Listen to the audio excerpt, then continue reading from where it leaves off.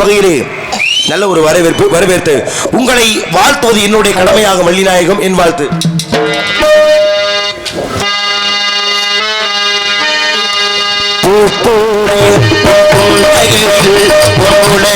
கண்டேனம்மா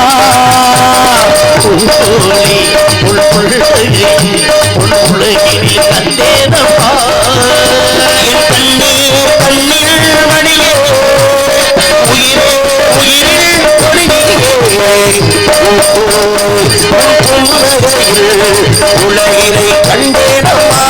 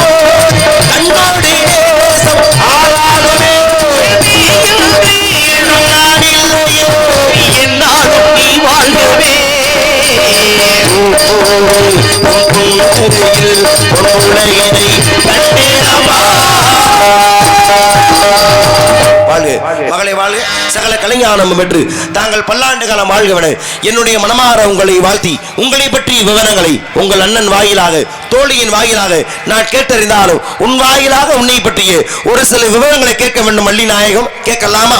ஆயக்கிளைகள் 64 எய்ய உணர்வுகள் என்னம்மை தூய ஒருவள் இங்கு போய்வாள் என் உள்ளத்தின் உள்ள இருப்பவளின் வாராது இடர் என்று சொல்லக்கூடிய உங்க அம்மா கலைவாணி மீது நம்பிக்கை வைத்து நீங்க கேட்கிற கேள்விக்கு பதில் சொல்ல காத்துக்கிட்டு இருக்கேன். கேளுங்க சுவாமி. அதையும் மறுபடி முதற்கட்ட விசாரணையாக இதோ பண்டுவிழி கற்கண்டு மொழி பண்டுவிழி கற்கண்டு மொழி பண்டுவிழி கற்கண்டு மொழி பதிலுக்கும் நாடு சொல்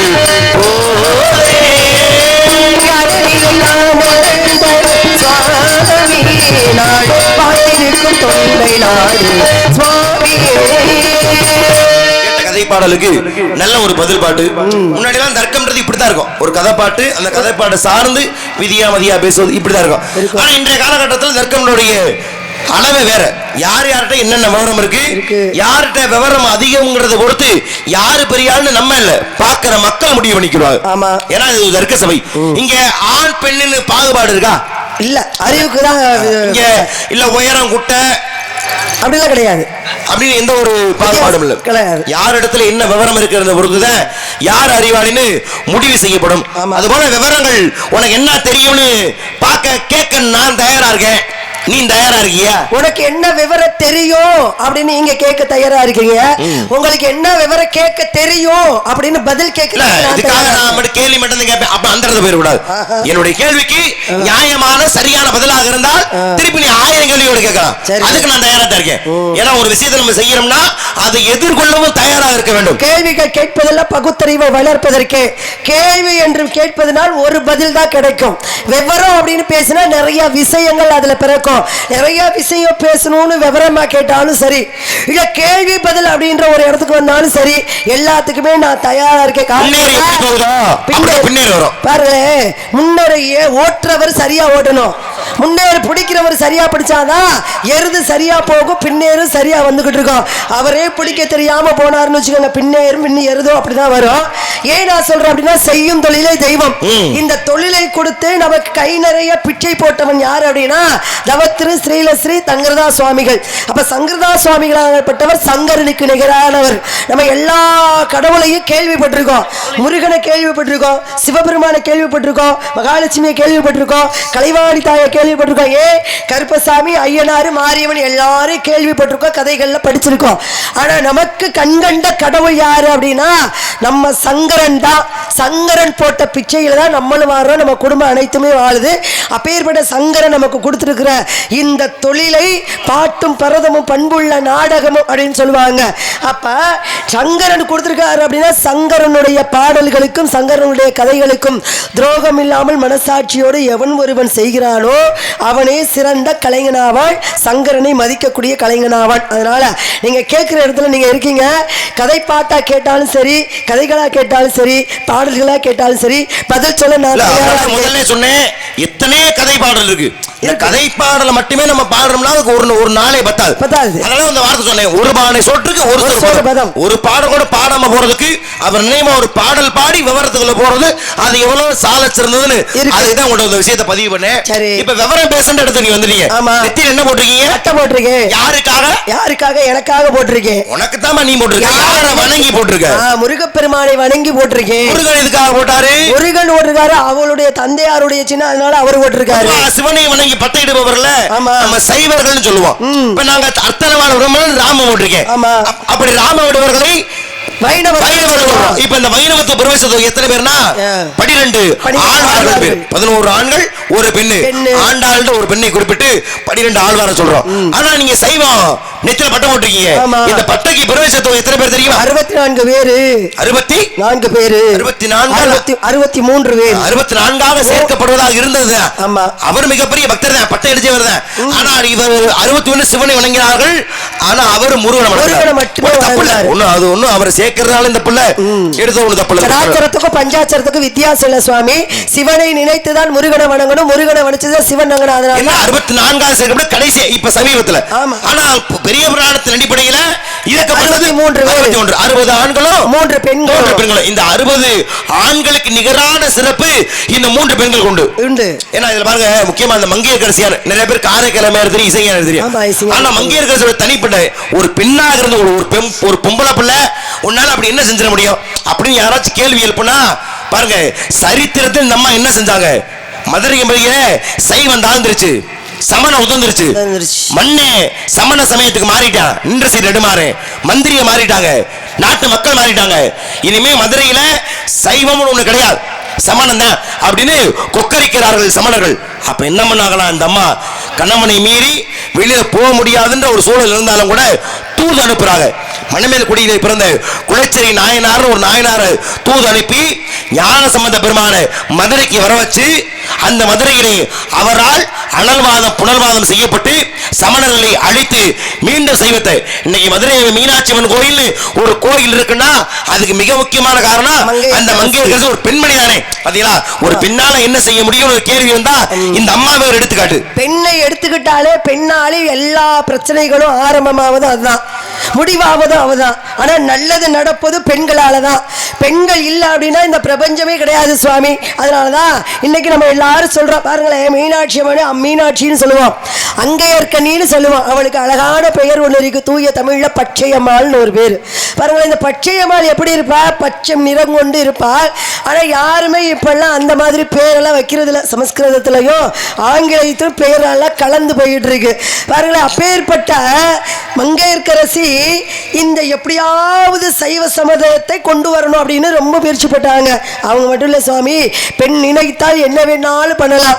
இல்லறத்துல இருந்துதான் துறவரத்துக்கு போய் தான் இந்த பக்தியை நிலைநாட்டணும் அப்படின்லாம் கிடையாது. இல்லறத்துல இருந்தே பக்தியை நிலைநாட்டினால் பாருங்களேன், புனிதவதி தாயாராகப்பட்ட காரைக்கால் அம்மையார்.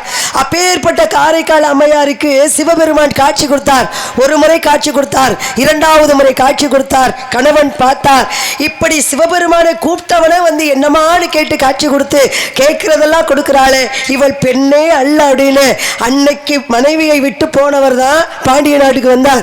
அந்த அம்மா என்ன பண்ணாங்க, கணவன் இல்லாத இந்த உடம்பு எனக்கு தேவையில்லை, இளமையும் தேவையில்லை அப்படின்னு அங்கே துறவரம் போய் இளமையை விடுத்து முதுமையை வாங்கி காரைக்கால் அம்மையார் என்று எல்லாருக்கும் தாய் தந்தை உண்டு.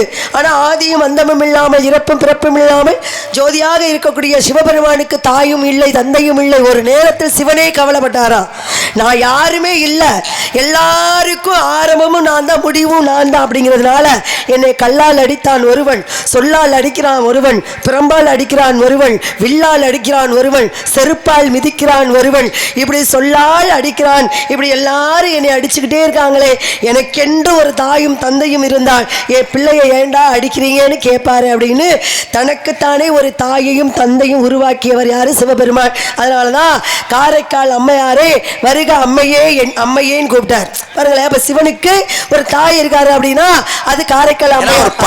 பெருமையும் இருக்குல்ல, தந்தையும் தாயும் போல அவன் இருப்பான், ஒரு தாயும் தந்தையும் அவனுக்கு இல்லை. ஆனா அப்படிப்பட்ட சிவபெருமானே அம்மா அப்படின்னு மனதார அழைத்த பெருமை காரைக்கிழமை ஏற்படும். சிவபெருமான் ஒரு பெண்ணுக்கு பெருமை கொடுத்த அளவுக்கு ஆணுக்கு எங்கேயும் கொடுக்கல. இதே மாதிரி அவருக்கு 64 திருவிளையாடலை கொண்டது மதுரை மீது நடந்த திருவிளையாட புராணம். இது நம்ம பக்கத்துல திருப்புவனம்னு ஒரு ஊர் உண்டு, அந்த வழியா தான் வந்திருப்போம். அப்ப இங்க பூவனநாதர், ஏன்னா பாண்டிய நாட்டுல தேவாரம் பாடப்பட்ட ஸ்தலங்கள் மொத்தம் 14. அந்த 14ல 11வது ஸ்தலம் வந்து திருப்புவன பூவனநாதர் ஆலயம். அப்ப அங்க அந்த ஆலயத்துல நடனம் ஆடக்கூடிய பொன்னாள்னு ஒரு பெண்மணி. அப்ப அவருடைய அந்த நடனத்துக்கு கிடைக்கிற பொருள் உதவி அனைத்தையுமே என்ன பண்றாளா, பக்தர்களுக்கு சிவ அடியார்களுக்கு எல்லாத்தையும் கொடுத்து அவகிட்ட சொத்துன்னு எதுவுமே கிடையாது. ஆனா அப்படிப்பட்ட அவளுக்கு ஒரு எண்ணம் என்னன்னா, எம்பெருமான் சிவபெருமானுக்கு ஐம்பொன்னால சிலை செய்யணும்னு ஆசை. ஆனா சிலை செய்ய தங்க வேணுமே, விக்கிற விலாசி எங்கிட்டு தங்க வாங்குறது? அந்த காலத்துல அப்படியே ஒரு சூழல். அப்ப என்ன பண்ண பொன்னாள் என்ன செய்ய விழித்த பொழுது ஒரு சித்தர் வர்றார். அம்மா உனக்கு என்ன, எம்பெருமான் சிவபெருமானுக்கு நீ தங்கத்துல சிலை செய்யணும், அவ்வளவுதானே. உங்ககிட்ட என்னென்ன பாத்திரம் இருக்கு? என்கிட்ட என்னங்க பாத்திரம் இருக்கு? 4 வெங்கல பாத்திரம் தான் இருக்கு, பித்தளை பாத்திரம் தான் இருக்குன்னு சொல்லு. அப்படியா, கொண்டா அந்த பித்தளை பாத்திரத்தை என்று சொல்லி அந்த பித்தளை பாத்திரத்தை நெருப்பிலிட்டார், மந்திரத்தை ஊதினார். நாளைக்கு காலையில நீ போய் இந்த கதவை திறந்து பாருமா, அத்தனை தங்கமா இருக்கும்னு. பித்தளை பாத்திரம் இங்க தங்கமா மாறுமா? இவளுக்கு நம்பிக்கையே இல்லை. சித்திரம் போயிட்டார். நாளைக்கு காலையில போய் அடுத்த நாள் காலையில அவள் கதவை திறந்து பார்த்தால் அத்தனை பித்தளை பாத்திரங்களும் தங்கமாக ஜொலித்துதான். அப்ப பொன்னாள் ஒரு பெண்ணுடைய பக்தியை இந்த உலகத்தை கொண்டு வர்றதுக்காக அதை ரசவாதம் செய்த திருவிளையாடல் பேர், திருவிளையாடல் பேர். அப்ப வெறும் பித்தளை பாத்திரத்தையே தங்கமாக மாட்டி அந்த பொன்னாள் பெண்மணிக்கு சிறப்பு கொடுத்தார் இல்லையா சிவபெருமான்? தானே நல்ல நல்ல பெருமைங்க. உள்ளம் பெருங்கோவில் ஊனுடம்பு ஆலயம், வெள்ளபிரானாருக்கு வாய் கோபுரவாசல், கள்ளப்புலன் 5 காணா மணி விளக்கே தெள்ள தெளிந்தவனுக்கு ஜீவனே சிவலிங்கம். நாங்க சிவன் அப்படின்ற ஒரு ஜீவன் இருந்தாங்க நம்ம உயிரோட இருப்போம். எல்லாருக்கும் எல்லாரும் பெரிய ஆளு, நான் உயர்ந்தவள், நான் மிகப்பெரிய அறிவாளி, நான் தான் எல்லாருக்கும் ஆரம்பமானவன் அப்படின்னு நம்ம பேசலாம். ஆனா சிவம் என்ற இந்த உயிர் மூச்சு இல்லை அப்படின்னு வச்சுக்கோங்களேன், வெறும் சவன் தான். சிவன் நினைத்தாரா எல்லா மக்களுக்கும் நான் மோட்சத்தை தர வேண்டும்னு, எல்லா மக்களுக்கும் மோட்சத்தை தர வேண்டும். அதனால் ஆலயம் என்ற ஒரு ஆலயத்தில் நான் குடிக்கொண்டிருப்பேன், எல்லாரும் அங்க வந்தீங்கன்னா நான் மோட்சத்தை கொடுத்துருவேன்னு. ஆனா மனிதர்களுடைய ஆசையை பாருங்க, சிவனை நினைத்து வழிபடுவதற்கு கூட நேரம் இல்லை. இப்ப உள்ள காலகட்டத்திலையும் சரி, அப்ப உள்ள காலகட்டத்திலையும் சரி பாருங்க. அப்பவே இங்க வைணவம் பெரிதா சிவம் பெரிதா சைவம் பெரிதா அப்படின்னு தான் ஒரு போட்டியே நடந்திருக்கு. ஆனா ஹரியும் சிவன் ஒண்ணு, அறியாதவன் வாயில் மண் அப்படின்னு யாருமே, 2 பேருமே ஒரு ஆளுகதாப்பா, எல்லாமே ஒரு குடும்பம் தான் அப்படின்னு யாருமே உணர்வதற்கு இல்லை. அப்ப உணர முடியாத இந்த பக்தர்கள் என்ன பண்ணுவாங்களா, சிவனை என்னப்பா சிவன், நமக்கு இருக்கிற வேலை வெட்டில அவனை கும்புறதுக்கு நேரம் இருக்கா அப்படின்னு மக்கள் எல்லாரும் நினைப்பாங்களா. அப்பதான் சிவன் பார்த்தாரா, 5 தொழில்களை பண்ணக்கூடியவன் நான், 5 தொழில்களை பண்ணக்கூடியவன் அப்படின்னா என்னுடைய கட்டளைக்கு இணங்கிதான் எல்லா தேவர்களும் எல்லா தெய்வங்களும் இயங்கி கொண்டிருக்கிறது. அப்ப நானே மோட்சத்தை தர்றேன், என்னை தேடி வாங்கன்னு கூப்பிடுறேன், யாருமே வரல, இருந்தாலும் நான் படைத்த மக்களுக்கு நான் மோட்சத்தை தந்தே ஆவேன் அப்படின்னு. மக்கள் எங்க கூப்பிட்டாலும் போக மாட்டேன்னு சொல்ல முடியாது, சொல்ல மாட்டாங்க. ஐயா இலவசமான அவங்கள வெளிநாடு கூட்டிட்டு போறேன், சிங்கப்பூர் கூட்டிட்டு போறேன் அப்படின்னா யாராவது வேணாமாங்களா? வரமாட்டேன்னு சொல்லுவாங்களா? மலேசியா கூட்டி போறேன், வெளிநாடுகளுக்கு எங்கே இருந்தாலும் ஒரு 10,000 பொன் தர்றேன், 10,000 பவுன் நகை தர்றேன் அப்படின்னு வேண்டான்னு சொல்லுவாங்களா? வரமாட்டேன்னு சொல்லுவாங்களா? மறுக்கவே மாட்டாங்க. என்ன கொடுத்தாலும் எங்க கூப்பிட்டாலும் வருவேன்பாங்க. ஆனா ஒரே ஒரு இடத்துக்கு மனிதன் நினைத்தால் நான் வரமாட்டேன்னு சொல்லவே முடியாது. எங்க கடைசியில் ஆடி அடங்கு வாழ்க்கையடா, 6 அடி நிலமே சொந்தமடா என்று இங்க ஜீவன் போய் சடலமா கிழக்கமாக திரும்பி போகும் பாருங்க, சுடுகாடு, அங்க போய் காத்துக்கிட்டு இருக்காரா. நான் கோவில்ல குடியிருந்தேன், யாரும் என்னை தேடி வரல, நான் மோட்சம் கொடுக்க முடியல. ஆனா என்னுடைய பிள்ளைகளுக்கு நான் மோட்சத்தை தருவேன், நீங்க வராட்டியும் பரவாயில்ல, நான் நீங்க வர்ற இடத்துக்கு வர்றேன் அப்படின்னு கடைசியில சுடுகாட்டுல நமக்காக காத்துக்கிட்டு இருக்காரு பாருங்க சிவபெருமான். அதனால்தான் அங்கே இட்டாலும் சரி சுட்டாலும் சரி மக்கள் எல்லோருக்கும் மோட்சத்தை கொடுத்துக்கிட்டு இருக்கிறார் சிவபெருமான். அப்பேற்பட்ட ஒரு உயர்ந்த கடவுள். இறைவனை வணங்குறதுக்கு காசு பணம் நகை நட்டு எதுவும் தேவையில்லை. உண்மையான தூய அன்பு ஒன்று இருந்தா உள்ளவனுடைய முழுமையான அன்பை நம்ம பெறலாம்னு அருளை பெற்று விடலாம். கண்ணப்பனையார் கூட ஒரு எடுத்துக்காட்டு சொல்லலாம். தன்னுடைய கால் செருப்பால லிங்கத்தை அடி சுத்தம் பண்ணாரு. அது பக்தியால் எடுத்து பேசுறதவரையே எரிச்சவர் சிவபெருமான். ஆனா அந்த செருப்பால் அடித்த அடியையும் தாங்கி கொண்டார். ஏன்? சிவபெருமானை தண்ணில் ஒருவனாக நினைச்சதுனால. இப்ப சிவனுடைய கோயிலுக்கு போயிருக்கியாமா? போயிருக்கேன். முருகன் கோயிலுக்குலாம் போயிருக்கேன். பெருமாள் சிவன் ஆலயத்தில் எல்லாமே அவர் லிங்கமா காட்சி தருவார். ஒரு சில ஆலயத்துல தான் அவர் உருவத்தோட, ஒரு நடராஜனா இருக்கட்டும், இல்ல சுருட்டப்பள்ளியா இருக்கட்டும், அது மாதிரி ஒரு சில கோயில்ல தான் உருவத்தோட காட்சி தருவார். இப்ப ஒரு பழமொழி சொல்லுவாங்க, அடிய தாங்குற கல்லுதான் கோயில சிலையா மாறும், அப்படி கொஞ்சம் ஒச்சப்பட்டு போனா கூட படியா அப்படின்னு ஒரு சொல்லுவாங்க. ஆனா அது எல்லா இடத்தும் பொருந்துமா? பொருந்தாதுல. ஆனா பொருந்தாத இடமும் ஒண்ணு உண்டு. ஏங்க, அடியை தாங்கி எந்த ஒற்றமும் இல்லாமல் இருந்தாதான் அது சிலையாகும். கொஞ்சமாவது பிளவுபட்டிருந்தால் அது சிலையாகாது, படிக்கட்டுகள். நீ ஆகாதுன்னு சொல்றியா? ஆனா ஆச்சே. எங்க ஆச்சு? ஆகாது. நீ எந்த கல்லாதான் பேசுறது எனக்கு ஆகாது. ஒரு பெண்ணு சலவை தொழிலாளி, அந்த பெண்ணுக்கு துணி துவைக்கிறதா வேலை. எங்க வண்டியூர்ல ஒரு கம்மாயில துணி துவைச்சுக்கிட்டே இருந்தா சங்க காலத்துல. அந்த சங்க காலத்துல துவைக்கிற வெள்ளை வேட்டி பூரா நீல நிறமாகவே மாறிக்கிட்டு இருந்துச்சு. வெள்ளை வேட்டியா இருந்தாலும் சரி, வெள்ளை சட்டையா இருந்தாலும் நீல நிறமாவே மாறுதே. நான் துவைக்க கொடுத்த அந்த முதலாளிகள்லாம் கேட்டாங்கன்னா என்ன பண்றது அப்படின்னு ரொம்ப பயந்து போய் இந்த அம்மா என்ன பண்ணாங்க, வந்து சங்க காலத்துல இருக்கிற மன்னர்கிட்ட சொன்னாங்க, ஐயா ஒரு கல்லு இல்லை, என்னன்னு தெரியல, நான் என்ன துவைச்சாலும் அது நீலரமா மாறிக்கிட்டே இருக்கு, எனக்கு ஒண்ணு புரியல அப்படின்னு. ஆனா அப்பேற்பட்ட கல்லை எடுத்து அதையும் உடைத்து சிலையாக்கி ஒரு பெரிய சிலையை கொண்டு வந்து வச்சிருக்காங்க. சரிங்களா? அப்ப எந்த கருங்கல்லாக யாருன்னு சொல்லணும்ல, அவதான் அங்கையர் கண்ணி மீனாட்சி. இப்ப ஏன் கேள்வி, துணியவர் கல்லா இருந்தது, இன்னைக்கு நம்ம மீனாட்சி சரியா இருக்குன்னு ஒரு கருத்துண்டு, அதை ஏத்துக்கிறேன். அந்த சிலை, அந்த கல்லையே சிலையா செய்யும் பொழுது அது சிலை வச்சிருக்க மாட்டாங்க, வச்சிருக்க மாட்டாங்க துறையில. அப்ப என்ன அர்த்தம்? அந்த உருவத்துல கொஞ்சம் கூட ஒச்சம் இருக்க கூடாது. ஆனா ஒச்சம் உள்ள ஒரு சிலையே இன்னைக்கு 6 வீட்டுல ஒண்ணா இருக்கு. அப்ப அதை மட்டும் எப்படி ஏத்துக்கிறீங்க? 6 படை வீட்டுல முருகன் தான் கும்பிடுற. ஆமா, எத்தனை படை வீடு இருக்கு? 6 படை வீடு இருக்கு. அந்த 6 படை வீட்டுல என்கிட்ட கேக்குறீங்களா? நான் என்ன சொல்ல, 5 படை வீடுன்னு தான் சொல்ல முடியும். அப்பா இவ்வளவுதானே இறங்கி அடிச்சாச்சு. சரி, ஒரு நாள் திருப்போணம் பக்கத்துல இருக்கு, நீ சிங்கப்பூர் மலேசியா எல்லாம் சொல்லிவிட்ட. அப்புறம் என்ன கதையை காப்பாத்துற? சரி, சொல்லு. இப்ப 6 படை வீடு. ஆமா, ஏன் அதுல ஒளிவு மரம் என்ன? திருத்தணி போயிருக்கேன். இப்ப குன்றுதோட ஆடல்னு பேரு. ஆமா, திருத்தணியோட பேரு குன்றுதோட. ஆமா, அந்த ஸ்தலத்தை நீ போயிருந்தீனா, இப்ப நீ சொல்ற மாதிரி எந்த ஒற்றமும் இருந்தா இல்லாம இருந்தா தானே அது ஒரு சிலையா இருக்க முடியும் நீ சொல்ற. ஆனா இங்க போனீங்கன்னா முருகனுடைய வலது மார்புல ஒரு பள்ளம், முருகன மார்புலயே பள்ளம். அப்படி பள்ளம் இருக்குன்னா அது ஒற்றமா இருக்குன்னு தானே அர்த்தம். அப்ப அதை மட்டும் எப்படி கொண்டு திருத்தணி முருகன் சிலையை வச்சாங்க? நீ சொல்ற ஒற்றப்பட்ட சிலை வைக்க மாட்டா, வச்சிருக்காங்களே, எப்படி அதை மறுக்க முடியுமா? உனக்கு அப்படி வைக்க கூடாதுன்னா நாளைக்கு காலையில் நீ திருத்தணி போ, கோயில் நிர்வாகத்தார மாதிரி சண்டை போடு, இந்த சிலையத்துக்கு வேற சிலை வைங்கன்னு சொல்லு. நானு ஆமா போய் சண்டை ஓட. இவ்வளவு நியாயம் பேசுற, செய்ய மாட்டியா? உங்களோட சண்டை ஓட்ட தொண்டை கட்டி போய் கிடக்குன்னு அங்க வேற சண்டை ஓடவா? நீ எல்லாம் தொண்டை கட்டுறது இல்ல. சரி, எல்லாம் தொண்டைக்கு நெஞ்சுக்கு இழுத்துட்டு கிடந்தாலும் உங்களை விட மாட்டேன், அது தெரியும். சிலர் சிலர் உயிர்ப்போட இருக்கிறது ஒரு சில செயலால. சரி, நீ எல்லாம் நாரதிட்ட வாங்கி பேச வச்சுக்கவே உன் உயிர் தங்காது. யார் 100 வயசு வரைக்கும் சண்டை ஓட்டுக்கிட்டே இருக்கணும், அதுதான் உனக்கு விதிச்ச விதி. உங்களுக்கு அப்படியெல்லாம் ஒரு விதியை எனக்கு சாபமா கொடுத்துறாதீங்க. இது சாபம் இல்லமா, புண்ணியம் இல்ல. வேணாம், என் சாபம் எனக்கு எப்படி வரணும்னா, நாளா மேடையில பேசும்போது சாகணும். அப்படிதாங்க நான் சொல்றேன். ஆனா 100 வயசு வரைக்கும் வேணாம், ஒரு 65-70. தொழிலாளிகள் எத்தனை வயசு வாழலாம். சரி, ஒண்ணு, நீங்க எத்தனை வயசு வரைக்கும் சண்டை போடுறீங்களா அத்தனை வயசு வரைக்கும் நானும் இருப்பேங்க, சண்டை போட்டுக்கிட்டு தான் இருப்பேன். அப்ப நீ இங்க சண்டை போடுற, உலகத்தையே சண்டை போடு. என்ன சண்டை போடுறேன்? உலகத்தையே சுத்தி வந்தவர் யாரு? விநாயக பெருமான். உலகத்தையே சுத்தி வந்தவர் உலகமா சுத்தி வந்தார். உலகமா நினைச்சு சுத்தி வந்தாரு, அப்பனே அம்மாவையும். உலகத்தை சுத்தி வந்தவர் யாரு? உண்மையில மயில் மேல சுத்தி வந்தவர் முருக பெருமான். இன்னொரு ஆளு சுத்திட்டு இருக்காரு, அவர் யாரு? இன்னொரு ஆளா? ஆமா, அது யாருமா? பொய் சொல்லாதே. எது முருகன் மட்டும்தான் உலகத்தை சுத்துறாரா? இல்ல வேற யார் சுத்திக்கிட்டு இருக்காருன்னு சொல்றீங்க?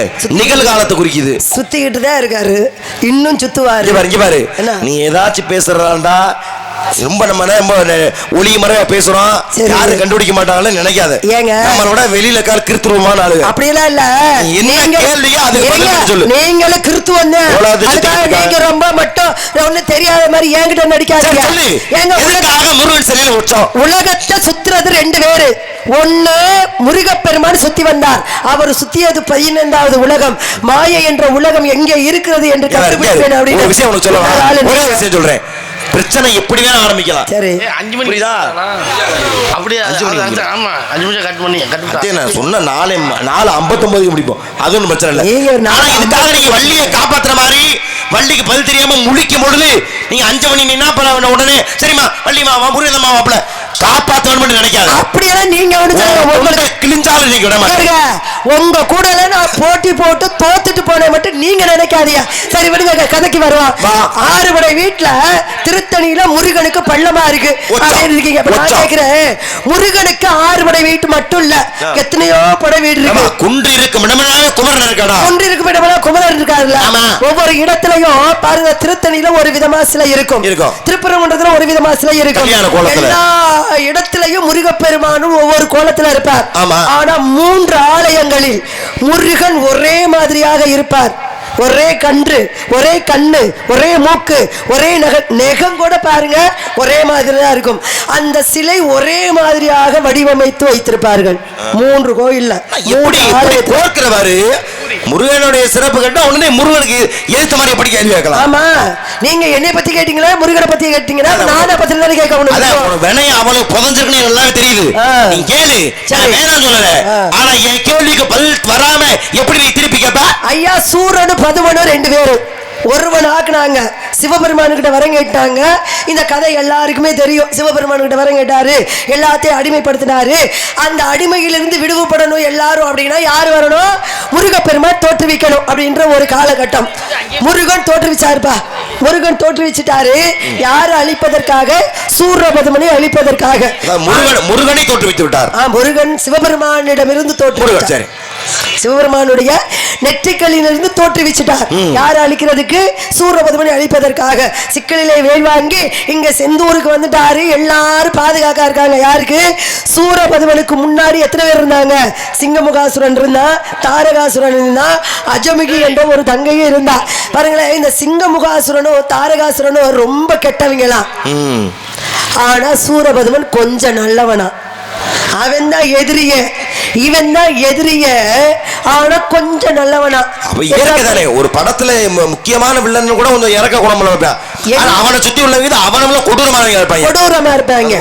ஆனா பாருங்களேன், என்ன அப்படி ஒரு நல்லவே, கொஞ்சம் நல்லவே முருகன் போய் நின்றுக வாடா சண்டைக்கு அப்படின்னு. சூரபதுமனை விட முருகன் சின்ன பிள்ளை, ரொம்ப குட்டி, ரொம்ப அழகானவள். இந்த சூரபதுமன் முருகப்பெருமானை பார்த்துட்டு நினைச்சானா, முருகன் எவ்வளவு அழகா இருக்கான், இந்த அழகனையா நம்ம அழிக்க வந்தோம், இந்த அழகனுடையவா நம்ம சண்டை போட வந்தோம், பேசாம முருகன் காலில் விழுந்துருவோமா அப்படின்னு ஒரு எண்ணம் நினைவு வந்ததாம் அவனுடைய மனதுல. அதனால அவன் நல்லவன். முருகனுக்கு இது தெரிஞ்சிருச்சு. அப்ப இவனை அழிக்க கூடாது, நம்மளோட வச்சுக்கணும்னு ஒரு முடிவு பண்ணிட்டார். அப்ப சூரபதுமனை அழிக்கல ஒரு விஷயம். ஆனா சூரபதுமனுக்கு முன்னாடி இருந்தது யாரு? சிங்கமுகாசுரனும் தாரகாசுரனும். இந்த தாரகாசுரன் ரொம்ப கெட்டவன். முருகனோட சண்டை போடுறார். முருகனோட சண்டை போடும் பொழுது முருகனுக்கும் தாரகாசுரனுக்கு சண்டை. தாரகாசுரனை அழித்தார். தாரகாசுரனிலிருந்து ஒரு பொருளை கைப்பற்றினார். அந்த பொருளை வாங்கி எங்கடா வைக்கிறது, இதை நம்ம கையில வச்சுக்கிட்டு இருந்தா நமக்கு மூத்தவருக்கு இழுக்காயிரும், அவமரியாதை ஆயிரும், இந்த பொருளை நம்ம கையில வச்சுக்க கூடாது அப்படின்னு சொல்லி தன்னுடைய மார்போட சேர்த்து வச்சுக்கிட்டார். இப்படி மார்பல்ல பதிச்ச உடனே மார்பு பள்ளமானது, அந்த பொருள் அங்கேயே தங்கிடுச்சு. அப்ப என்ன பொருள்? ஏற்கனவே தேவர்களுக்கு அசுரர்களுக்கு சண்டை. தேவர்களுக்கு அசுரர்களுக்கு சண்டையா இருக்கும் போது அங்கே தாரகாசுரனும் பெருமாளும் மோதுறாங்க. தாரகாசுரனுக்கு பெருமாளுக்கு சண்டை. அந்த பெருமாள் கையில இருந்தது என்ன அப்படின்னா சுதர்சன சக்கரம். அவரை ஜெயித்து விட்டு இந்த சுதர்சன சக்கரம் தாரகாசுரன் கொண்டு வந்தான். முருகனுக்கு கோபம் அதுதான். என்னுடைய மாமன் கையில இருக்கிற மிகப்பெரிய ஆயுதத்தை அவரை வென்று நீ கொண்டு வந்துட்டிய, அவருக்கு தாழ்வுபடுத்தி கொண்டு வந்துட்டிய, உன்னை சும்மா விடுவனா அப்படின்னு தாரகாசுரனை அழித்தான். அந்த சுதர்சன சக்கரத்தை கையில வாங்கல, மார்போடு பதக்கமாக தரிச்சுக்கிட்டார். அந்த பதக்கம் என்ற தரிச்சதான் பெருமாள் வந்தார், ஓ மருமையை ஜெயிச்சுட்டார்ப்பா சண்டையில. சூரபதுமன் தாரகாசுரன் சிங்காமுகாசுரன் எல்லாத்தையும் அழிச்சுட்டா, தணிகையிலே இருக்கிறான் அப்படின்னு தூதுவர்கள் சொன்னாங்க. அங்கிருந்து நேரா மகாவிஷ்ணு வந்தார் முருகனை பார்ப்பதற்காக. முருகன் மேல இருந்து கீழே வந்தா என் மாமா வந்துட்டாரேன்னு மாமனும் மாப்பிள்ளையும் கட்டி பிடிக்கும் பொழுது அப்பதான் அருமையை சொன்னாரா, மாமா உங்களுக்கு மிகப்பெரிய ஆயுதமாக இருந்த அந்த சுதர்சன சக்கரம் என் மார்பில் இருக்கிறது, இதை நான் கையில எடுக்கக்கூடாது, உங்களுக்கு மரியாதை இல்லை, நீங்களே எடுத்துக்கங்க நாராம். அப்ப முருகன் மார்பில் இருந்தது சுதர்சன சக்கரம். பெருமாள் இப்படி கை நீட்டினார், சுதர்சன சக்கரம் அவருடைய விரலில் வந்தது. அந்த விரலில் வந்த சுதர்சன சக்கரத்தோடு பெருமாள் சென்று விட்டார். முருகனுடைய இதயம் பள்ளமானது. அந்த பள்ளமான ஞாபகத்தினாலதான் இன்னைக்கு திருத்தணியில எல்லாரும் போனா, இன்னைக்கும் பார்க்கலாம், நாளைக்கு போனா பார்க்கலாம், முருகனுடைய சிலைக்கு இந்த புறம் பள்ளமாக இருக்கும். அந்த பள்ளத்தை மறைப்பதற்காக அர்ச்சகர்கள் சந்தனத்தை அப்படியே பூரா பூசி வச்சிருப்பாங்க, வெளியில தெரியாம. நீங்க கேட்ட கேள்விக்கு இதுதான் பதில். பெருமாளை வெற்றி கொண்டு தாரகாசுரன் கவர்ந்து அந்த சுதர்சன சக்கரத்தை மார்பில் பதித்துக் கொண்ட முருகப்பெருமாள் அதை மீண்டும் பெருமாளுக்கு கொடுத்தது நினைவாக வந்த விஷயமே மார்பிளை பள்ளமானது. பள்ள தெரியும், ஆனா அது தெரியக்கூடாது அப்படிங்கிறதுக்காக சந்தனத்தை வச்சு. ஏன் பள்ளமா இருக்குன்னு ஒரு கேள்வி வருதுல. ஆமா, எவ்வளவு பெரிய சரித்திரம் இருக்கு. அந்த முருகப்பெருமான் உனக்கு பார்த்த மாப்பிள்ளை எது? முருகன். முருகனுடைய சிறப்புகளை சொல்றேன் கேளுமா. இருங்க, முருகன் சிறப்படா இருக்கட்டும். முருகன் சிறப்பு எனக்கும் தெரியும், நானும் படிச்சிருக்கேன். எல்லா ஆலயங்களிலும் முருகனுடைய சிலை வெவ்வேறாக இருக்கும். 3 ஆலயங்களில் ஒரே மாதிரியாக இருக்கும். என்ன பஞ்சாயத்து சின்ன கடுகளவு கூட பிசுறாது, ஒரே மாதிரி. எந்தெந்த ஆலயம் அந்த முருகனுடைய பெருமைகளின் பாடல் மூலம் தெரிவிக்க கூடாதா? இல்ல நீங்க தெரிவிக்கலாம். 18 ஆண்டுகள் அனுபவத்துல ஒரே ஒருத்தர் தான் இந்த பாட்டை பாடுங்கன்னு விரும்பி கேட்டிருக்காரு. சரி, அவர் விருப்பத்தை கொஞ்ச நேரம் சென்று பூர்த்தி செய்யலாம். பதில் தெரியுமா தெரியாதா? தெரியாதுன்னு சொல்லிட்டு பாட்டு பாடுங்க. தெரியாதுன்னு சொல்லிட்டு பாட்டு பாடுங்க. நேரம் ஆயிடுச்சுன்னு சொல்லிட்டாங்க. அப்புறம் நீங்க எப்படி சொன்னீங்க, ஏப்பா வள்ளிக்கு தெரியாது அசிங்கப்பட்டுரும்னு நீங்க 5 மணிக்கு முடிக்க சொல்றீங்க. தொண்டைக்குள்ள தான் மண்டை குறையாதுல விட்ட மாட்டேன். அது உங்ககிட்ட விட மாட்டேன். ஒரே மாதிரியான கோலத்தை நீ சொன்ன மாதிரி நகக்கண், இந்த நகம் வடிக்கிறதுல கூட வித்தியாசம் இல்லாத அளவுக்கு ஒரே மாதிரியான சிலைகள் 3 ஆலயத்தில் இருக்குன்னா இதுவும் பெரிய கதை. சுருக்கமா சொல்றேன். ஒரு சொல்ல மண்ணே அவன் என்ன பண்ணிட்டான், தான் இருக்கக்கூடிய ஸ்தலத்துல மிகப்பெரிய முருகன் கோயில் கட்டணும்னு ஆசைப்பட்டான். அப்ப மிக சிறந்த சிற்பி ஒருத்தர் அழைச்சு வந்து நீ ஒரு எனக்கு சிறந்த முருகன் சிலையை வடிச்சு கொடுப்பான்னு சொல்ல, அவரும் அப்படி ரொம்ப உயிரோட்டமா ஒரு முருகன் சிலையை வடிச்சு கொடுத்தாரு. அதை பார்த்த மண்ணை வந்து சந்தோஷம் தானே படணும். ஆனா என்ன பண்ணிட்டான், இவ்வளவு சிறப்பாக முருகன் சிலை செஞ்சுட்டான், இதே சிலைய வேற எங்கேயும் செய்யக்கூடாது என்று சொல்லி அவனுடைய 2 கட்டவரையும் வெட்டிட்டான். இதுல இருந்து என்ன தெரியுது, நல்லா வேலை யாரும் பார்க்கவே கூடாது. ஷாஜகான் தாஜ்மஹால் கட்ட கையை வெட்டி விட்டான். இந்த மண்ணை என்னன்னா கட்டவரை வெட்டுறான். மகாபாரதத்துல அங்க கட்டவரை வெட்டிட்டாங்க. ஆமா, கூர்தட்சணை கொடுக்க அங்கே வெட்டிட்டாங்க. பெரிய பிரச்சனையா தான் இருக்கும் போல. அப்ப கட்டவரை வெட்டி உடனே மனம் மறுத்த அவர் அங்கிருந்து இன்னொரு ஊருக்கு போறார். போனா அங்கே உள்ள மன்னன் சொல்றேன், நீ அங்கே எப்படி ஒரு சிலை செய்தாயோ அதை போலவே சொல்லுது. ஏப்பா ஏன் 2 கரல விட்டவரை வெட்டிட்டான், இனிமே அதே மாதிரி சிலை எப்படி செய்வேன், நீ முருகனை வணங்கு, முருகன் கொடுப்பான் உனக்கு அருள் சொன்ன உடனே முருகனை வணங்கினார். வணங்கி கட்டவர் இல்லாமையே சிலையை செதுக்கினாரு. கொஞ்சம் கூட அச்சு பிசுகாம அங்கே எப்படி சிலை வந்துச்சோ அதே போல சிலை வந்துச்சு. இன்னும் சொல்ல போனா அது வந்து உயிரோட்டமாயி அந்த மயில முருகனை தூக்கி பறக்க ஆரம்பிச்சிருச்சா. மயில் பறக்குதியா, எட்டி பிடிங்கயா, எட்டி புடி, எட்டி பொடி, எட்டி பொடி, எட்டி பொடி, எட்டு குடியா மாறிடுச்சு. அங்கிருந்து பார்த்தா என்ன இவன் சிலை செய்யக்கூடாது, இவன் கட்டவரில் வெட்டினா இங்கே வந்து சிலை வந்திருக்கான், பாப்பா உனக்கு விருந்து வைக்கிறேன் அப்படின்னு வீட்டுக்கு கூப்பிட்டு கண் 2 நோண்டிட்டான்.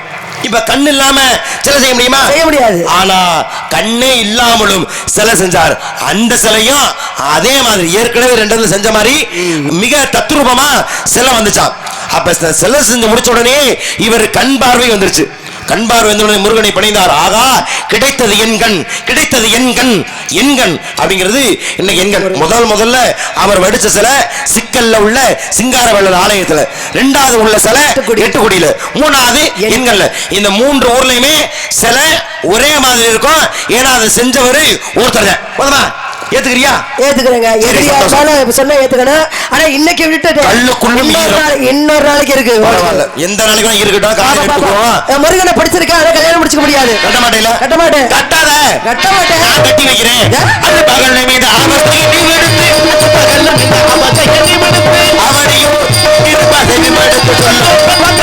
நானும் பெரிய வீட்டு பிள்ளையாச்சே, பெரிய இடத்து பிள்ளையாச்சேன்னு கொஞ்சம் மரியாதை கொடுக்கலாம்னு நினைச்சேன். என்ன செய்ய போற? நீங்க அதை காப்பாத்திக்க மாட்டீங்க போல இருக்கு. என்ன செய்ய போற? குட்டி கொடுப்பதுங்கள் கோத்திரத்தின் முறையோ, குட்டி கொடுப்பதுங்கள் கோத்திரத்தின் முறையோ, குட்டி கொடுப்பதுங்கள் கோத்திரத்தின் முறையோ, பட்டமை சொல்லவத்து உமக்கெல்லாம் அன்பில்லா கல்வி குட்டி, அறிவில்லா கருவி குட்டி, புத்தி இல்லாதவர் புத்தியை குட்டி, இதை கொடுக்கும் என்னை பார்த்தா கேட்கின்றாய். அறிவில்லா மனச்சிறுமியே, இன்று மாலை சூரிய அஸ்தமனத்திற்குள்ளாக உனக்கும் என் மாப்பிள்ளை முருகப்பெருமானுக்கு திருமணம் செய்து வைக்காவிட்டால் என்னை நாரதனம் அல்ல, இது பிரம்ம முடிச்சு கொண்டு உன்னை முருகனுக்கு திருமணம் செய்யாமல் இன்று மட்டுமல்ல என்று உன்னை விடவே மாட்டேன். நாராய் தூக்கி எங்கே என் மேல அம்புட்டு கடுப்பு, அம்புட்டு கோவம் இருக்கட்டும் முருகா.